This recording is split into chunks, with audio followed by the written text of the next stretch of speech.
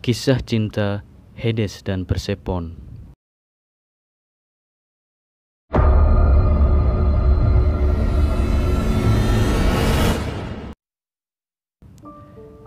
Kisah Hades dan Persefone merupakan salah satu kisah cinta tersohor dalam mitologi Yunani.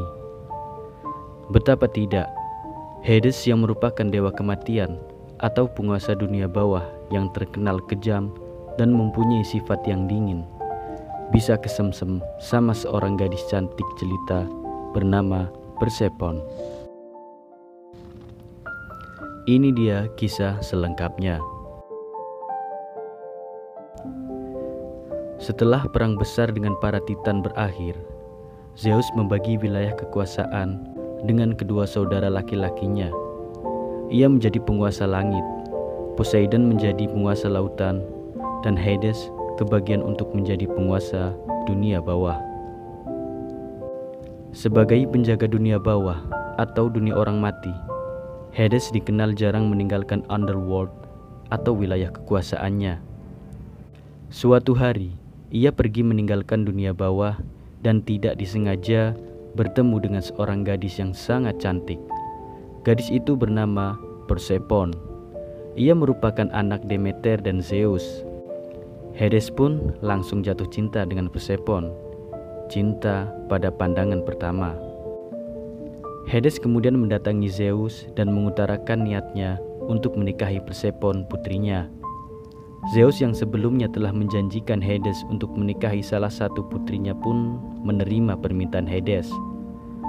Namun mereka berdua tahu bahwa Demeter ibunya tidak akan pernah mengizinkan putrinya menikah dengan dewa dunia bawah atau dunia orang mati. Hades merasa patah hati karena gagasan bahwa dia tidak akan pernah bersama Persefone. Tidak ingin mengecewakan saudaranya. Kemudian Zeus merencanakan sesuatu yang akan memungkinkan Persefone menjadi istri Hades. Suatu hari, Demeter dan Persefone turun ke bumi dan Persefone dititipkan ke peri laut atau nimfa laut untuk dijaganya. Sementara Demeter melakukan pekerjaannya sebagai dewi kesuburan dan panen atau merawat bumi. Mengetahui itu, Hades yang udah ngebet banget buat dapetin Persefone langsung menyusun rencana. Namun ia tidak boleh bertindak gegabah karena para peri atau nimfa laut selalu mengawasi kemanapun Persefone pergi. Akhirnya Hades meminta bantuan Zeus. Zeus kemudian menyuruh Gaia, sang dewi bumi, untuk menanam bunga Narcissus di taman di mana Persefone bermain dengan para peri. Persefone melihat bunga tersebut dan langsung tertarik pada keindahannya. Ia pun langsung menghampiri dan berniat untuk memetiknya. Ketika dia membungkuk untuk memetik bunga itu, tiba-tiba tanah yang ia injak bergetar dan terbelah menjadi dua. Dan dari celah itu muncullah Hades dengan kereta kuda hitamnya. Dengan cepat Hades meraih Persefone sebelum dia berteriak minta tolong kepada para peri. Kemudian Hades segera bergegas kembali ke dunia bawah dan dengan segera menutup kembali celah tersebut. Dan Hades pun berhasil menculik Persefone. Ketika Demeter kembali, ia tidak melihat putri kesayangannya bersama para peri. Dan saat ditanya pun, para peri tidak ada yang berani menjawab karena takut dengan Demeter. Demeter amat sangat marah. Ia menyadari bahwa sesuatu yang tidak beres telah terjadi kepada putrinya. Demeter tahu bahwa putrinya telah hilang. Demeter murka dan mengutuk para peri atau nimfa laut karena telah gagal menjalankan tugasnya menjaga Persefone. Ia mengutuk para peri yang cantik ini menjadi siren. Sebagian menjadi manusia setengah burung dan sebagian lagi menjadi manusia setengah ikan. Buat kalian yang penasaran dengan kisah siren, bisa tonton videoku sebelumnya yang berjudul Siren ya. Akhirnya Demeter tahu bahwa Hadeslah yang telah menculik putri kesayangannya. Demeter menjadi panik dengan hilangnya Persefone. Karena dia tahu tidak sembarang orang bisa memasuki wilayah kekuasaan Hades. bahkan dewa sekalipun. Dia berkeliling selama berhari-hari hanya untuk mencari anaknya. Ia tidak memperdulikan tugasnya sebagai dewi panen dan kesuburan. Bumi pun mulai dilanda kekeringan. Panen mulai gagal, tanaman layu dan mengering, dan binatang pun mati karena kekurangan makanan. Kelaparan mulai menyebar di seluruh bumi. Kemarahan Demeter ini mengakibatkan kesengsaraan yang tak terhitung. Tangisan mereka yang menderita bahkan terdengar hingga ke gunung Olympus atau istana para dewa. Zeus tahu bahwa jika keparahan Demeter tidak dihentikan, maka kesengsaraan akan terus berlanjut. Kemudian Zeus berjanji kepada Demeter untuk membawa Persephone kembali dari dunia bawah secepatnya, dengan catatan jika terbukti Hades menahan Persephone di Underworld. Dan ternyata, selama berada di dunia bawah, Hades yang dikenal sebagai dewa yang kejam dan dingin itu justru malah memperlakukan Persephone dengan perlakuan yang sangat spesial. Ia memperlakukan Persephone dengan lembut, hangat, dan penuh kasih sayang. Ia bahkan membuatkan taman yang sangat indah untuk Persephone. Dan Persephone pun mulai jatuh cinta sama Hades. Ia menyadari bahwa Hades tidak seperti yang selama ini ia tahu. Ia juga melihat sisi Hades yang belum pernah dilihat oleh siapapun. Hal itulah yang membuat hatinya meleleh. Hari berganti hari, keduanya menjalin hubungan yang hangat, jauh di kedalaman bumi, tanpa ada gangguan dari dunia luar. Persephone yang awalnya menjadi korban penculikan pun kini malah merasa nyaman dengan Hades, sang penculiknya.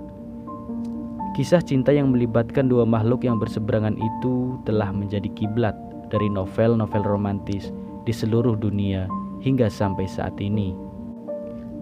Suatu hari, Hades mendengar bahwa Zeus akan menjemput Persephone dari Underworld atas permintaan Demeter ibunya. Hades pun jadi merasa takut kehilangan. Ia takut jika seandainya Persephone diberi dua pilihan.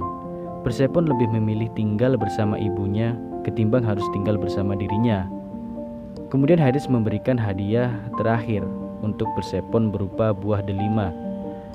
Dalam mitologi Yunani, jika seseorang memakan buah delima dari pemberian seseorang, maka orang tersebut akan kembali ke si pemberi buah tersebut.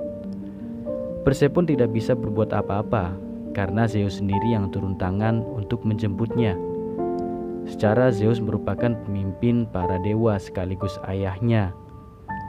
Akhirnya Persephone pun dibawa kembali ke gunung Olympus. Demeter sangat senang karena putri kesayangannya telah kembali.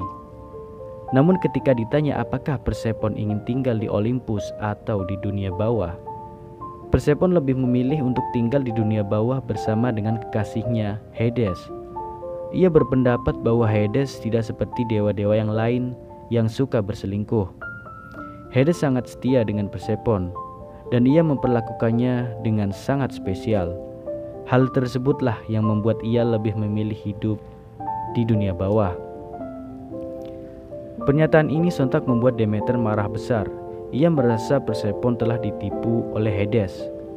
Setelah perdebatan sengit, Demeter memutuskan untuk tidak akan memenuhi kewajiban dan tanggung jawabnya sebagai dewi kesuburan dan panen.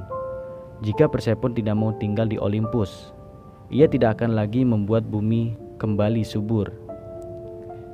Zeus yang berperan sebagai penengah membuat keputusan yang cukup adil menurutnya. Persephone disuruh menghabiskan setengah tahun waktunya bersama kekasihnya di Underworld dan setengah tahun sisanya lagi di Olympus bersama ibunya. Keputusan tersebut sebenarnya tidak memuaskan kedua belah pihak, baik Demeter maupun Hades.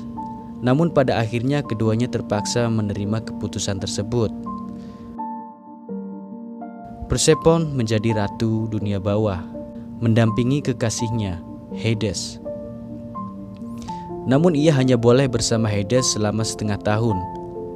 Sementara setengah tahunnya lagi ia habiskan bersama ibunya di Gunung Olympus. Dan hal tersebut berlanjut terus-menerus seperti itu. Banyak yang mempercayai bahwa pergantian musim di bumi terjadi karena kisah ini.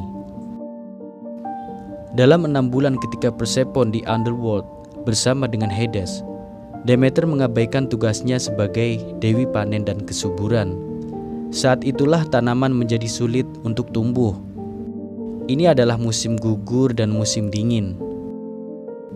Dan 6 bulan selanjutnya, pada ketika Persephone kembali ke Olympus bersama dengan ibunya, Demeter pun memenuhi tugasnya sebagai dewi kesuburan. Dan tanaman-tanaman pun mulai tumbuh subur. Dan ini adalah musim semi dan musim panas, sehingga menciptakan siklus musim sepanjang tahun. Menurut kalian Hades itu jahat gak sih dengan tindakannya menculik Persephone dari ibunya? Kalian ada di pihak mana nih, Hades atau Demeter? Dan seperti itulah kisah cinta Hades, sang dewa dunia bawah, dengan Persephone. Jika kalian tertarik dengan kisah-kisah mitologi, misteri, legenda, dan sejarah lainnya, jangan lupa subscribe dan tonton video-video selanjutnya.